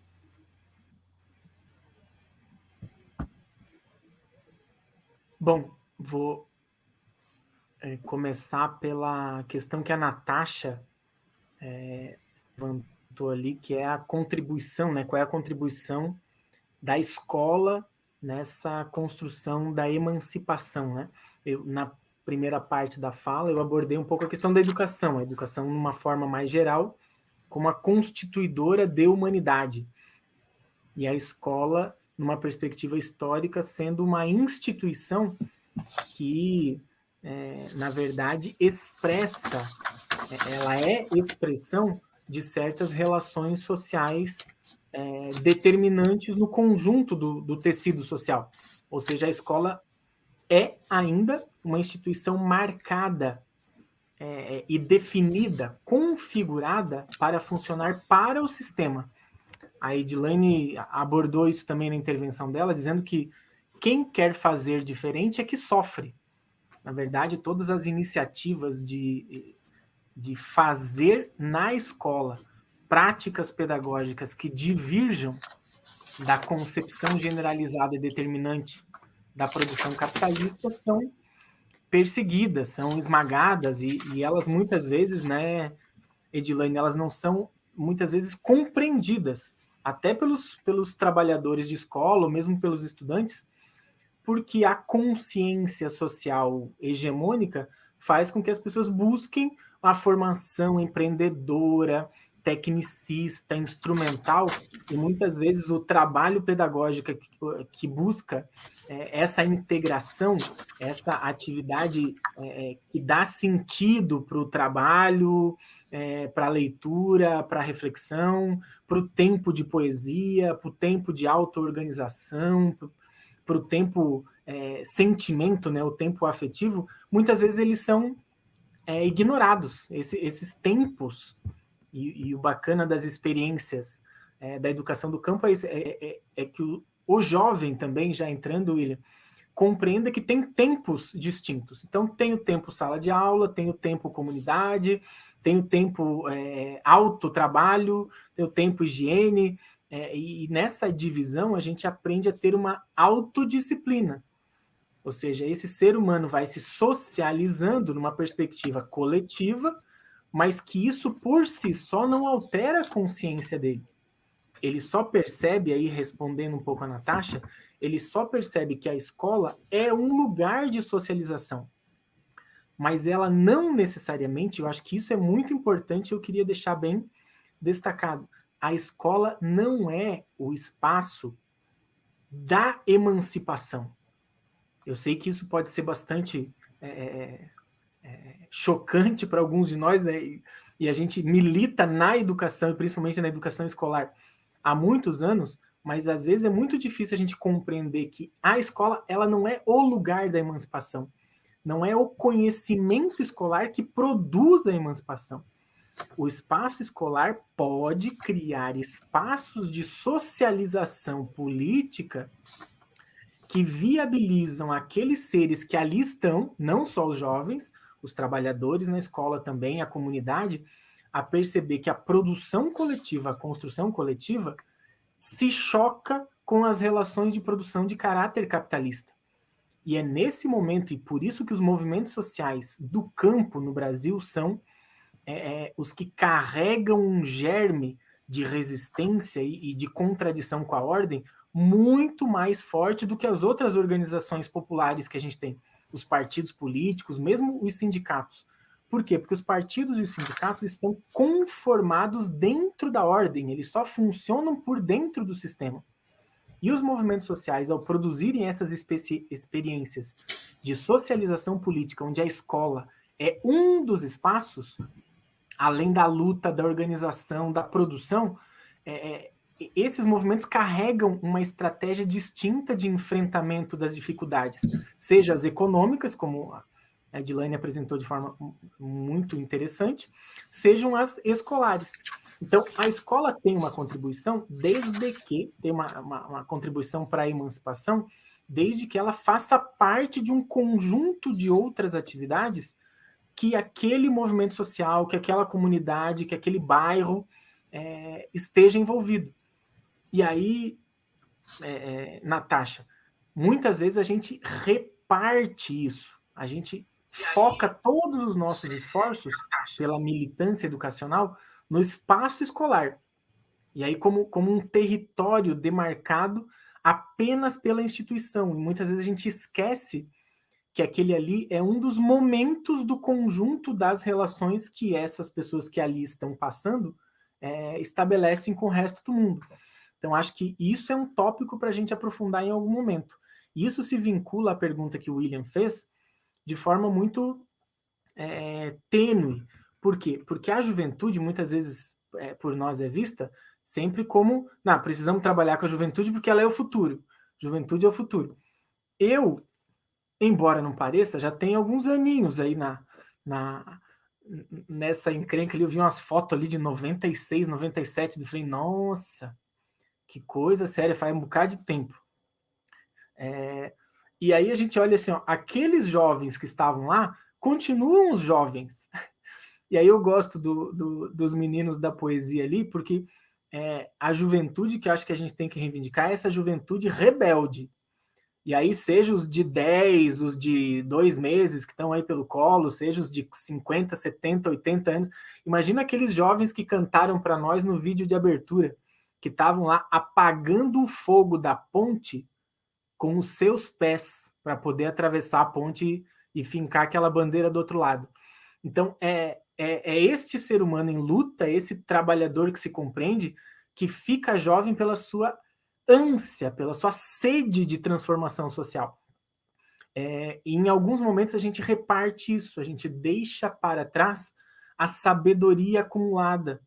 E essa sabedoria acumulada faz muita falta para parte dessa nossa juventude hoje, que infelizmente viveu tempos terríveis, onde a sua socialização se deu de forma muito alienada, de forma muito apartada das lutas do mundo. E aí eu já disse isso algumas vezes, e eu estava lá em Abelardo Luz à época, as lutas dos jovens em 2016, com as ocupações de escola, valeram mais do que 20 anos de cursos que a gente acabou dando por aí. Por quê? Porque eles aprenderam a atividade, como diria os nossos pensadores soviéticos, né? A teoria da atividade. Ao fazer aquilo, deu significado para um bocado de coisa que eles escutavam aqui, escutavam lá, mas que era apartado da sua realidade. Quando eles colocaram a mão na escola, fizeram ela ficar bonita, fizeram ela obedecer à sua lógica de aprendizado, colocaram a música, a arte, a leitura, a pintura a seu dispor, aquilo fez sentido. E aqueles jovens estão marcados até hoje. Então, é dessa juventude que a gente precisa, é dessa escola que a gente precisa, e eu tenho certeza que as organizações em defesa da educação do campo, que hoje estão aqui e que se constituem, são destruídas, se constituem de novo na nossa teimosia rebelde, fazem parte da luta pela emancipação e pela transformação profunda da sociedade. É isso. Ok, muito obrigado aí, Ricardo, Edilane. A gente está bombando aí nas redes, aí estão chegando muitos comentários aqui para nós e algumas questões assim que a gente foi separando aqui para vocês. Então a gente tem um tempinho ainda nesse bate-papo, né, Marluce? Vamos fazer mais algumas questões e até para vocês também poderem aí nesse retorno a gente já considerar aí os debates que nós estamos conduzindo. Veja, aqui tem a pergunta da professora Sandra Dalmagro, pergunta assim para vocês, Ricardo e Edilane, qual a importância do IFSC das escolas de ensino médio nos assentamentos, na luta por reforma agrária e agroecologia? Então, a importância do IFSC, né, claro, do Instituto Federal também, né? Aqui nós temos o comentário da Rosana Cruz, né, concordando com a Edilane, um movimento constante de luta e ameaças estão presentes, incomoda, os ataques estão muito evidenciados nesse cenário e é preciso resistência e esperança. E aqui tem uma pergunta que, pelo que eu entendi, estava assim, talvez tentando dialogar até mesmo com a Natasha, talvez lá nos comentários, né? Como tem sido a interação da educação do campo, e aí vem uma provocação para nós aqui, como tem sido a interação da educação do campo com a educação 4.0 no quesito das políticas públicas? Essa é uma boa provocação. A Raqueline, já lembrando aí que os dados, né, do Dataluta, muito importante, Raqueline, fundamental lá o grupo do Núcleo de Educação de Educação na Reforma Agrária, o Núcleo de Estudos da Reforma Agrária, né, e o Dataluta trazem dados das áreas de reforma agrária bem atualizados, né, e dos conflitos no campo, lembrando dos cadernos da CPT, né. E aí, para finalizar, mais uma pergunta aqui da Poliana, aqui aparece como IFSC lá de São Miguel do Oeste. Poliana, estou perguntando para vocês, gostaria de saber mais sobre as escolas agrárias, rurais, do campo. Elas são diferentes das escolas tradicionais? Como, né? Então, essa é uma pergunta aí. E aí eu já passo para vocês, Marluce, eu não sei, eu acho que agora é isso, né? Eles respondem e já vão fazendo as considerações finais, é isso? Isso, pode ser. Pode ser, sim. Ótimo, então. Quem gostaria de começar? Edilene, começa? Eu vou tentar aqui responder. A gente acaba confundindo aqui umas coisas. Mas, enfim, acho que primeiro a questão da Sandra, né?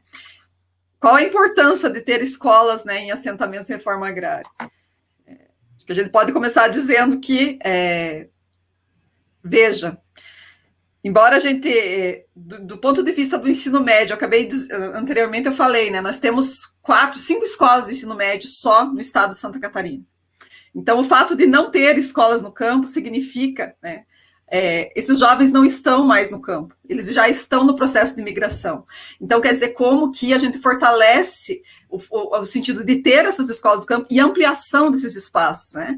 Porque se hoje a gente tem várias escolas de ensino fundamental, para onde esses jovens estão indo no ensino médio, e aí vai afunilando cada vez mais para fazer ensino superior, para conseguir continuar os seus estudos. Então, do ponto de vista da educação, ter escolas em assentamentos, ela é de uma forma significativa do ponto de vista da formação. Porque, embora a gente saiba que... e aí já vai casando um pouco com essa discussão da Poliana, que ela pergunta, né, qual que é as diferenças de ter uma escola no campo, qual que é a questão da escola tradicional, né? Então, quer dizer...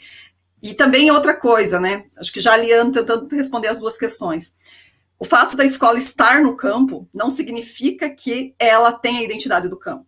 Nós temos várias escolas que estão no campo e por várias situações elas não são assumidas. Quem garante que essa escola é do assentamento? Quem garante que essa escola é da reforma agrária? Quem garante que essa escola do campo é a comunidade? Se a comunidade não está articulada, se você não tem um conjunto de articulações ao redor dessa escola, essa escola ela não vai assumir a identidade, porque quem faz a identidade da escola são os sujeitos que estão ali.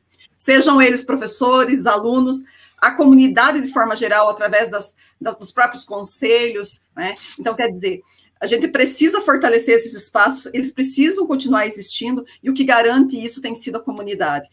É emblemática a questão que eu acabei encerrando a minha fala anteriormente, do fechamento de escolas. Nós sabemos que uma escola só fecha se tiver o aval da comunidade. Isso tem sido respeitado? Né? Até que ponto, né, esse governo nojento tem feito, né, as suas ações aí de forma... O governo nojento que eu estou falando assim, desde o federal até no governos municipais, né, que às vezes negam totalmente a comunidade e vão lá e simplesmente fecham.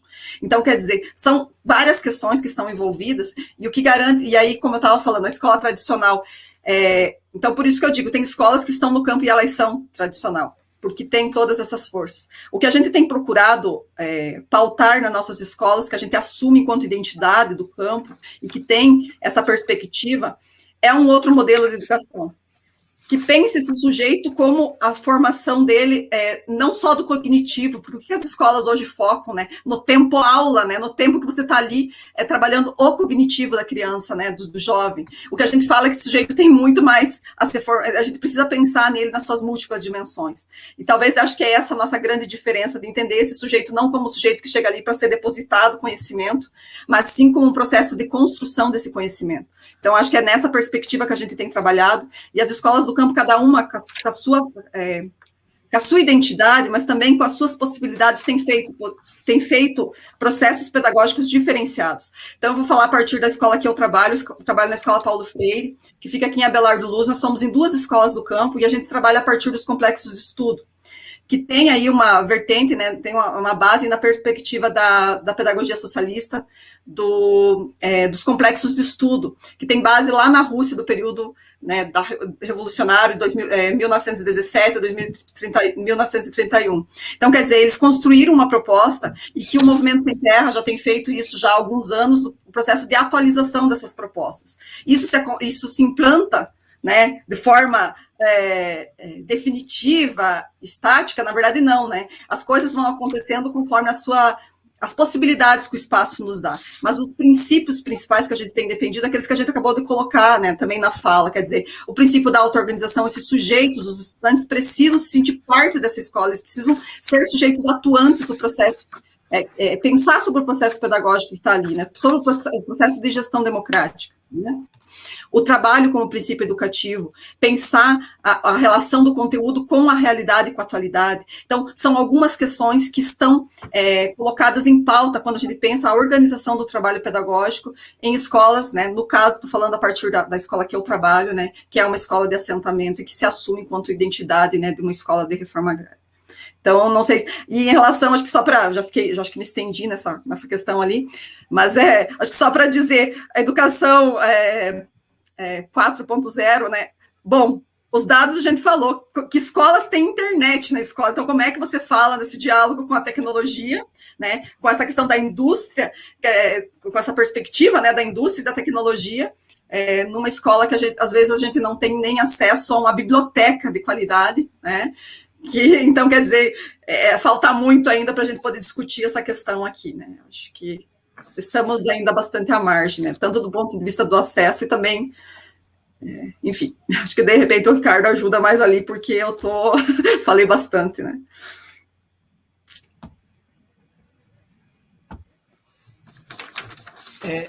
É uma questão bastante complicada, essa questão da 4.0, no Brasil, que vive vários tempos históricos ao mesmo tempo, né? Então é isso. Quem conhece um pouco da realidade agrária brasileira e onde estão as nossas escolas do campo, sabe que nós, do ponto de vista de material de trabalho, vamos lá, estamos no início do século XX, né? Estamos no início do século XX lá. Pouquíssima internet, e mesmo onde chegou a internet, que agora chega a internet porque tem celular, mas aí não tem o resto todo, né? Uma boa biblioteca, um bom espaço, água, luz, alimentação, vias de acesso. Então, é interessante pensar na perspectiva do que seria uma educação 4.0, do que seria uma educação com toda a tecnologia que o capitalismo dispõe para produzir capital, se essa tecnologia toda fosse disponibilizada para a produção da vida humana, da qualidade de vida, dos direitos mínimos para garantir a dignidade humana, aí sim nós poderíamos falar desse tipo de educação, né? Toda a tecnologia que tem da Amazon para entregar qualquer bugiganga em qualquer lugar do mundo em 24 horas, se nós tivéssemos isso disponível para entregar uma atividade para um aluno que está em atividade remota agora durante a pandemia, disponível. Então, realmente, a base material existe para produzir o capital, mas ela voltada para formação e constituição do ser humano não é prioridade. E aí, para vocês terem uma noção e já ver um pouco da questão que foi apresentada antes, né? Das 5 instituições públicas que a gente tem aqui, 2 universidades federais, Fronteira Sul e UFSC, os 2 institutos, né, o IFSC e o IFC, mais a UDESC, que são articulações vinculadas aí à educação do campo, além dos movimentos sociais e das várias escolas estaduais, né, o caso da Edilane, aí na Paulo Freire e a 25 de maio, lá em Fraiburgo, né? Como a gente está cercado. Vocês veem isso, Marluz e Edilane? Às vezes eu olho para os lados assim, ó. A UDESC foi cercada por vários jeitos, inclusive causando um certo afastamento. A UFSC, a Grazi estava ali, a Gaia passou por aqui, sabe o tanto de cercamento que tem. A Fronteira Sul está sob intervenção. O IFSC está sob intervenção federal. O IFC, que teria o campus de Abelardo Luz, responde até hoje, não sei se as pessoas sabem, eu e o Maicon respondemos uma ação civil pública junto com a reitora, e o campus tem uma ação civil pública para fechar o campus em Abelardo Luz até hoje rolando. Não terminou, vão fazer 4 anos, e toda semana tem uma movimentação ali para tentar fechar parte da justiça dizendo que não pode ter uma escola distante da cidade. É de chorar de raiva ao ver os argumentos que parte do judiciário apresenta, porque não tem estrada asfaltada, porque não tem água de qualidade, porque parte dos professores está doente por ter que trabalhar tão longe. Aí eu pergunto para esse judiciário, e alguém já perguntou para as crianças que moram lá, para os jovens que têm que estudar lá, eles é que vão ter que fazer 30, 40, 50 quilômetros em estrada de chão, no frio, para poder ter um direito que está disposto, tanto na nossa Constituição, na Declaração Universal dos Direitos Humanos. Então parece que para essas populações do campo, para essas populações trabalhadoras, não existe a legislação mais básica do Estado de Direito. E olha, eu não tô nem falando em âmbito de transformação, de revolução, eu estou falando dentro do direito burguês. Nem isso. E aí eu digo isso para lembrar, e não deixar esquecer, porque na sexta-feira teve um cessar-fogo, né, na faixa de Gaza com o Estado de Israel. Em outros lugares, aí eu falei um pouco disso lá no JTT, Jornal dos Trabalhadores e Trabalhadoras do Portal de Zacato, tem alguns aqui que acompanham lá também, como que a questão palestina ela é emblemática para nós aqui. O que o Estado de Israel faz lá é um apartheid, ele exclui uma população específica de um conjunto de valores que garante a dignidade humana. Nas escolas do campo, é o mesmo regime de apartheid. E aí dá para estudar o que é apartheid. É um Estado, uma instituição estatal, impossibilitar, inviabilizar que uma certa população de um certo perfil, com certas características, tenha acesso à dignidade humana, à saúde, à alimentação, a transporte, à comunicação, à educação. Então, o que eles fazem, Edilane, ao fechar uma escola, é instituir um regime de apartheid. É não dispor o mínimo da dignidade humana para essas populações. E aí o mais básico para a população em idade de educação escolar, ou seja, até os 17 anos. E aí boa parte de quem está nos assistindo agora e vai ver depois sabe do que eu estou falando. É não ter o mínimo. E quando a gente luta, quando a gente se coloca em movimento para garantir isso, como os movimentos sociais do campo fazem, o MST, por exemplo, há 36 anos, outras iniciativas há mais tempo, são criminalizados. Por quê? Porque eles enfrentam o poder econômico, porque eles vão de encontro a esses interesses das elites, ainda com mentalidade coronelista, com mentalidade dominadora colonial que a gente tem. E nesses espaços, nessas contradições, a escola e a educação precisa se colocar na perspectiva de enfrentamento, de criticar isso, de entender isso.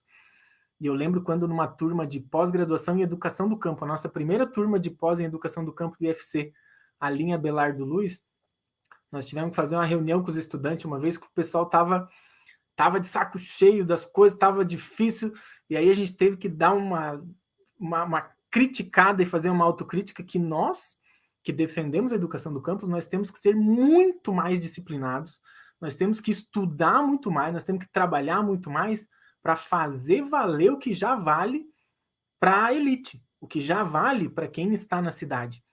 E aí, nesse sentido que a companheira perguntou ali, a diferença do campo e da cidade é que as escolas do campo, companheira, elas ainda são completamente isoladas do movimento hegemônico da sociedade, que é da industrialização, que é da urbanização. Só que se esquecem que tem 15% da população brasileira vivendo no campo. Em números do IBGE. Calcula 15% de mais de 200 milhões de pessoas.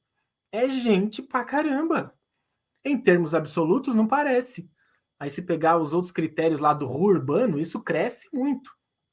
Agora, é uma temática que a gente precisa aprofundar. E é nessa perspectiva que a articulação da educação do campo, que os movimentos, que as escolas, as universidades precisam se debruçar sobre isso para produzir pesquisa, para produzir conhecimento, para produzir atividades de extensão e vínculos com esses sujeitos que fazem o direito existir, fazem o direito valer e também enfrentam o direito, né? Enfrentam esses ataques que vêm contra quem luta por isso.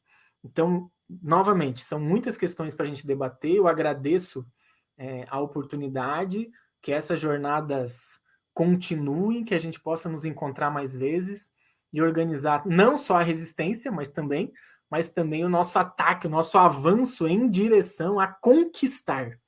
Nós precisamos conquistar urgentemente. É uma questão de vida ou morte para nós da classe trabalhadora. Grande abraço e seguimos na luta. Muito obrigada mais uma vez a Edilane e ao Ricardo por esse debate, né? Nós estamos caminhando para o final dessa nossa atividade, final da atividade de hoje, né? Como nós falamos, a Jura terá, assim, várias atividades ao longo do ano, né? Eu gostaria de fazer um comentário sobre o pano de fundo que nós estamos usando tanto no convite como aqui na projeção da tela, né? É um quadro feito de sementes. Ele foi feito coletivamente, né, dentro de um projeto de uma artista chamada Mauritânia, que trouxe essa técnica lá do México. Então, ela coordena as oficinas, mas o quadro, ele é todo, a percepção é da coletividade, né? Então, esse quadro, ele está também no IFC de Abelardo Luz, e tem vários espalhados, né, por Santa Catarina, pelo Brasil. Na Escola Paulo Freire também tem um quadro com o rosto, né, do Paulo Freire, lembrando também que esse ano faz 100 anos, né, ele faria 100 anos, então trazer essa imagem para vocês, porque ela também foi pensada para estar nesse espaço. E agora, como a gente tem afirmado que para ter a luta é preciso ter arte também, o professor William vai fazer um convite para vocês.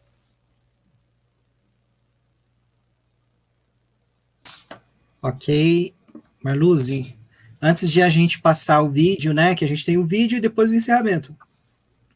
E gostaria de de pegar essa provocação, né, que a Edilane...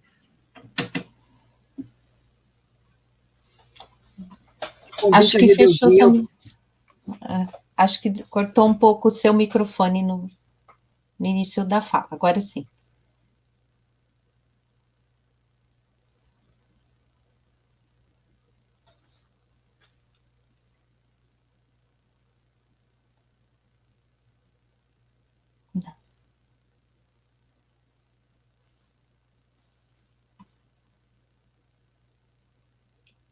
Agora está fechado o seu microfone, eu vejo fechado. Tenta abri-lo novamente. Problemas técnicos, acho que acabou caindo a conexão, mas acho que acabou caindo a conexão do William, mas então... Eu vou fazer o seguinte, nós vamos... Depois ele retoma, então, e faz a sua fala, né? Agora nós vamos também, então, apresentar o vídeo, né, o último... ele voltou. Tinha caído a tua conexão, na verdade. Caiu. Bem na hora que eu estava me empolgando aqui, caiu. Não, eu ia... E eu ia chamando o pessoal, falei, pô... Não pode cair agora, pô, é na hora da rebeldia, não pode cair, pô, né? Aprender com as comunidades indígenas, né? Quando o guerreiro tomba, o outro se levanta, né? Sim. Eu ia falar, vamos passar o vídeo, a hora que ele voltar, ele retoma. Mas só, assim, fazer esse convite, né? A gente está iniciando essa 8ª Jura aqui em Santa Catarina, e eu vou pegar um trechinho aqui, né, de uma grande poesia aqui do professor e poeta Mauriase, que diz assim, que há hora de somar e hora de dividir, há tempo de esperar e tempo de decidir, tempos de resistir, tempos de explodir. Lá no passado, tínhamos um futuro, lá no futuro tem um presente pronto para nascer, só esperando você decidir, porque são tempos de decidir, decidiar, tempos de dizer, de dissuadir, que não são tempos de esperar, são tempos de dizer, não mais em nosso nome. É tempo de dar nome aos bois, e eu diria de quem quer passar a boiada, de levantar a cabeça acima dessa boiada, porque é tempo de tudo ou nada, é tempo de rebeldia, são tempos de rebelião, é tempo de dissidência, já é tempo dos corações pularem para fora do peito e em passeata, em multidão, em puxirão e mutirão, porque é tempo de dissidência, é tempo de revolução. É assim que as castanheiras lembram o massacre de Eldorado dos Carajás. É tempo de revolução.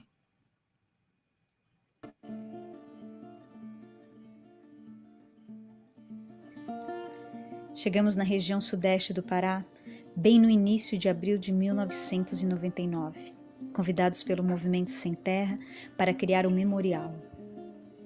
Dirigimos entre milhares de castanheiras tombadas, um cemitério de devastação gritante, cercada com silêncio de medo sábio.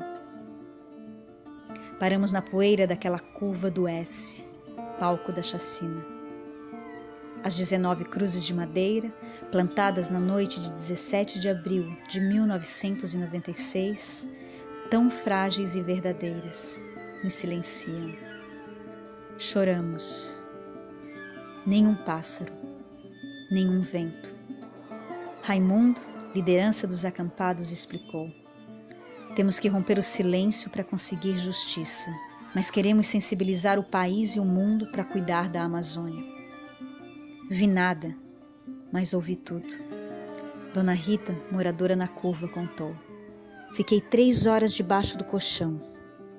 As metralhadoras perfuraram a cozinha e os quartos.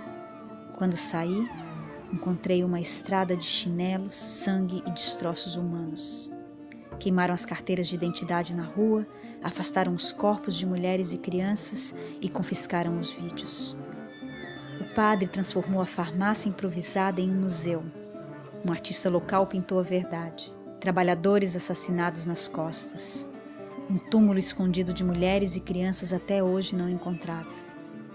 Fomos almoçar no acampamento 26 de março, 5 dias após a noite da ocupação. Um movimento frenético de construção e reunião acolhem-nos com amor e curiosidade. Numa barraca de palha, encontramos 3 irmãs, cabelos pingando com gotas de um banho do igarapé, comendo carne pela primeira vez. Dan, ativista cultural e artista plástico, trocou músicas do País de Gales com as do movimento. Não temos um desenho pronto, explicamos ao povo. Temos uma proposta de como criar coletivamente. Escutamos histórias de vida, lembraram da noite quando fugiram dos coronéis. Qual objeto pode simbolizar tudo isso? Perguntou Dan. A floresta escuta a reflexão de cada um. A castanha. Nossos pais eram castanheiros. Quando queimaram as castanheiras, mutilaram e mataram nossas vidas. Transformaram a gente em sem terras. Agradecemos. Plantamos uma semente que brotará nosso monumento. 26 de março se tornaria protagonista na criação. A beleza cruel que o fogo do lucro esculpia não parava de nos chamar e confirmar a proposta. Paramos na estrada de chão impactados pela vista, o assentamento de 17 de abril. A agrovila de 690 famílias nos esperava, sonho ferido, mas ainda vivo. Acolhidos na casa do Gouveia e Maria, encontramos a vida dos assentados. Como liderança, ele abriu nossos caminhos de escuta e sensibilização. Inspiraram a criação da maquete em família e com Milan, liderança de Santa Catarina, e toda a coordenação de 17 de abril. Compartilhamos a maquete com a liderança estadual Jorge Neri. Logo captou o poder poético e político das simbologias da castanheira, queimada, mutilada e morta. No chapéu de palha apresentamos a visão da proposta aos coordenadores dos 19 núcleos do assentamento 17 de abril. Brincaram com a ideia de erguer troncos de 10 metros nas costas, mas também logo captaram e abraçaram a ideia. Próximo dia, Gouveia nos levou à Boca de Ferro, a rádio comunitária, para informar e convidar a comunidade. Expliquei nossa metodologia comunitária e coletiva e chamei as viúvas e 69 mutilados a participarem numa roda de histórias na igreja na mesma noite e, em seguida, toda a comunidade. Somos as castanheiras. Elas são nós, as viúvas e mutilados afirmam. Tiram as camisas e expõem as costas, com cicatrizes para mostrar sua evidência. O povo começa a chegar para ouvir a proposta, a ferida ainda aberta. O mutilado chamou as crianças para representar o massacre da Candelária, através das suas próprias memórias da curva. Muitos na plateia choram em silêncio. No final, palmas intensas e cochichos. E dialogaram.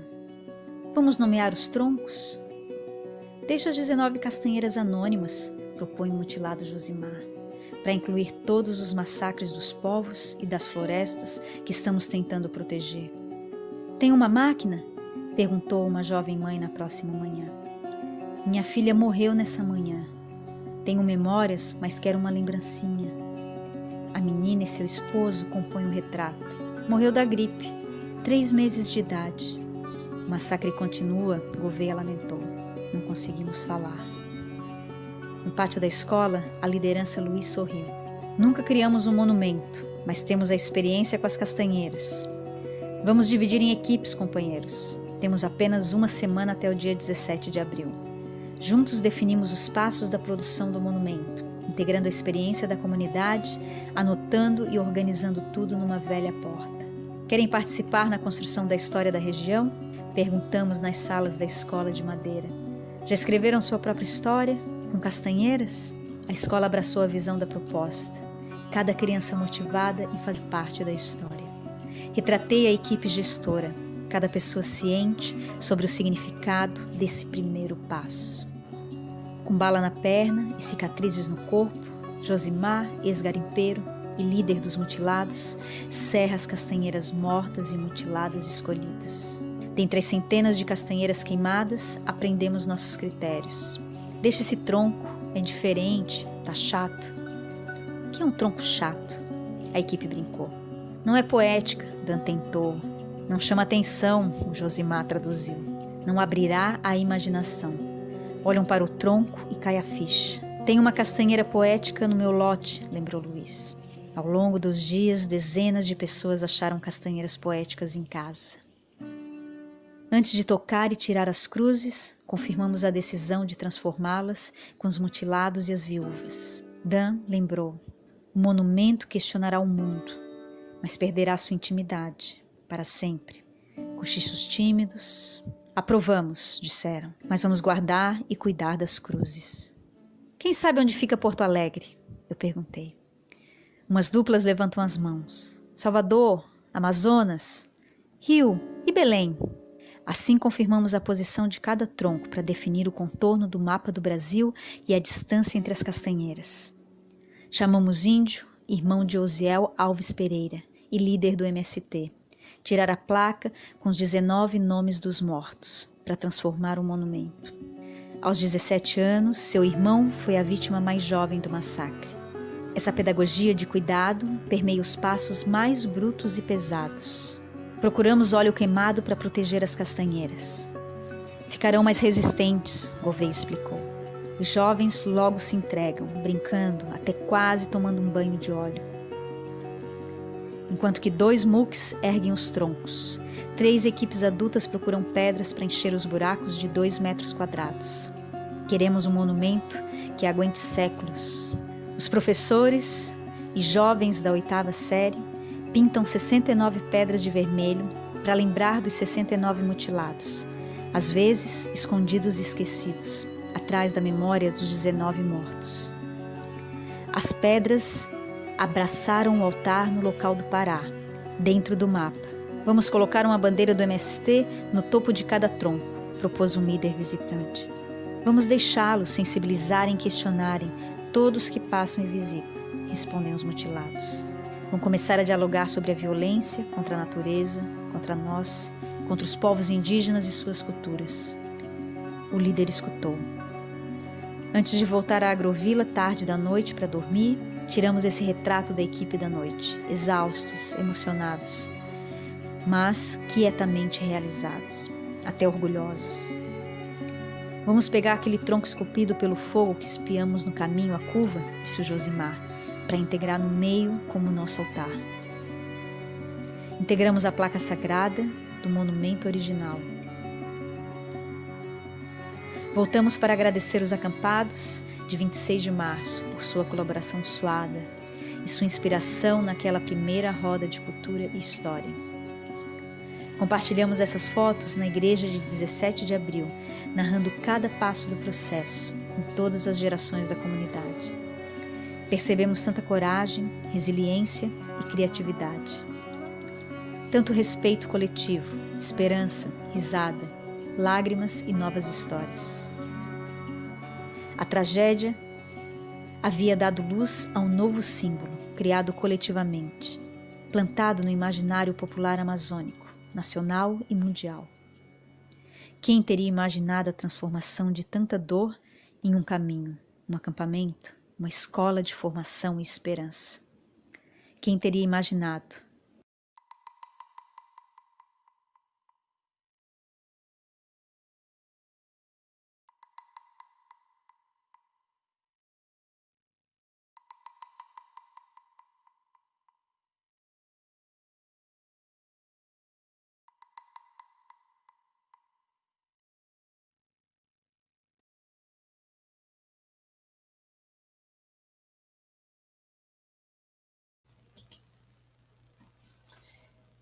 Então, agora sim, emocionados, né, e comovidos com esse trabalho, com esse vídeo tão belo, é que nós encerramos essa noite de debate, mas com várias reflexões e com várias perspectivas para a luta daqui para frente, né? Então, eu quero agradecer imensamente a participação de todas as pessoas que acompanharam esse debate, em especial nossos debatedores, os nossos colegas que estão nos bastidores para que esse debate acontecesse, né? E que a gente possamos nos reunir mais vezes, não só para conversar, mas para pensar a perspectiva da luta pela reforma agrária popular, pela educação do campo, pela agroecologia, como foi falado aqui hoje. Então, uma boa noite a todas e a todos, e seguimos no debate. É isso, uma boa noite a todas e todos.